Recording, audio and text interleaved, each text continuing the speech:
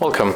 If you want to enter messages on your PlayStation 5, at the first you have to grab your controller, and after that simply tap on the PlayStation button when you are in the home screen.